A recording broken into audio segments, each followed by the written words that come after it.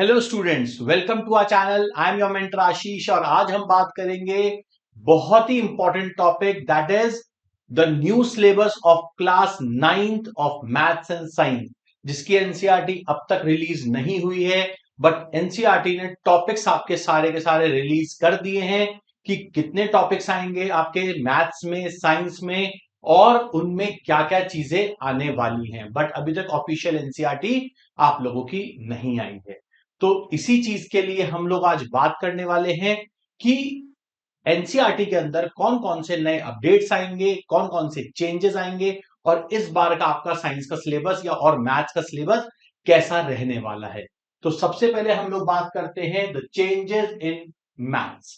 तो मैथ्स के अंदर जो चेंजेस आएंगे आपके वो थोड़े से ज्यादा हैं, जस्ट बिकॉज ऑफ आपके 3 चैप्टर्स ऐड हुए हैं। अब वो कौन कौन से चैप्टर्स हैं, कैसे कैसे हैं, ये हम देखते हैं। सबसे पहले see your first is number system, जो आप पहले भी पढ़ते आ रहे थे वही का वही है। Second is your polynomials, same वही है, उसमें कोई भी चेंजेस नहीं आए हैं। थर्ड जो आपको आया है ये आपका एड ऑन हुआ है एक और नया topic, that is sequence and series. अब सीक्वेंस एंड सीरीज के अंदर आप लोगों के पास जो आता है वो आता है बेटा थोड़ा सा एपीजीपी के बारे में। अब एपीजीपी होता क्या है, ये आप लोग पहले 10th क्लास में पढ़ते थे, अब आप लोग इसको 9th क्लास में ही पढ़ लोगे।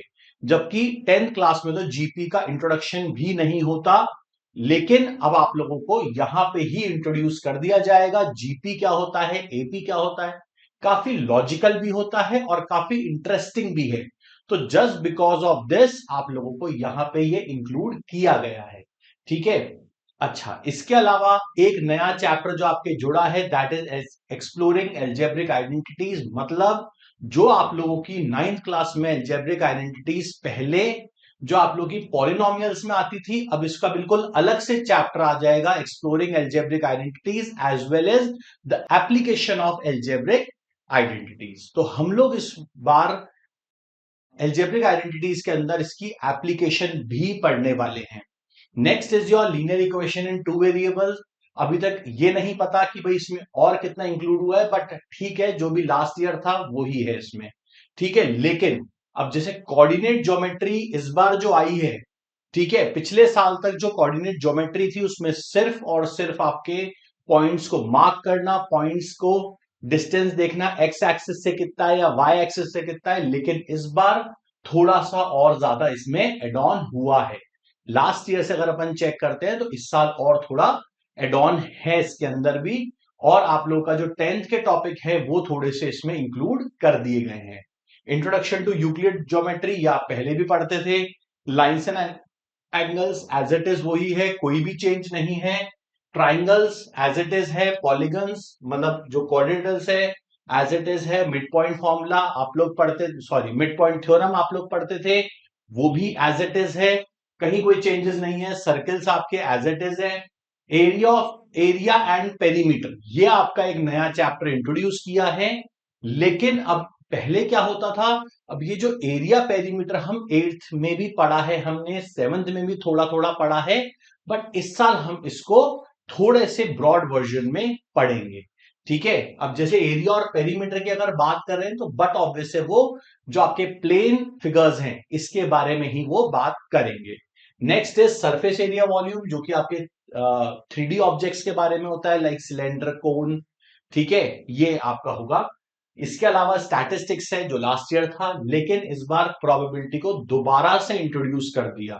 तो ये आपके 15 चैप्टर्स हैं, लेकिन बिल्कुल आप लोग टेंशन मत लेना, ये बहुत आसानी से आपके कंप्लीट हो जाएंगे। सही है। लेकिन आपको एक चीज का ध्यान रखना है, आपको इस साल थोड़ा सा ज्यादा मेहनत करनी पड़ेगी, थोड़ा सा ज्यादा ध्यान देना पड़ेगा, क्योंकि ये फैक्ट आपको बिल्कुल याद रखना पड़ेगा कि इस बार आपका मैथ्स का कोर्स पहले से थोड़ा सा अच्छा हो गया है। तो पहले से आपको 9th में अब थोड़ी ज्यादा पढ़ाई करनी पड़ेगी। चलो आगे बात करते हैं हम लोग the changes in math, sorry in science. First is cell. देखो बायो का पहला पार्ट है, तो पहले बायो में आपके 2 चैप्टर्स थे, सेल, टिश्यू।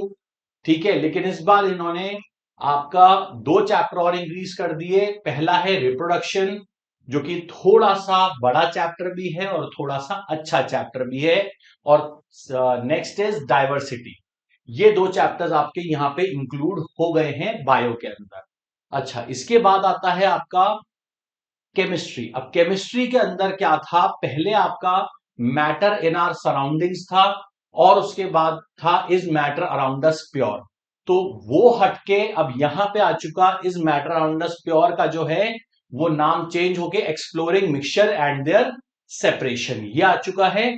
सही है, मतलब केमिस्ट्री के अंदर वो जो आपका चैप्टर था जो कि थोड़ा सा स्कोरिंग था वो आपका डिलीट हो चुका है। ये थोड़ी सी खराब चीज है जो एनसीईआरटी ने या इस बार सीबीएसई ने करा है।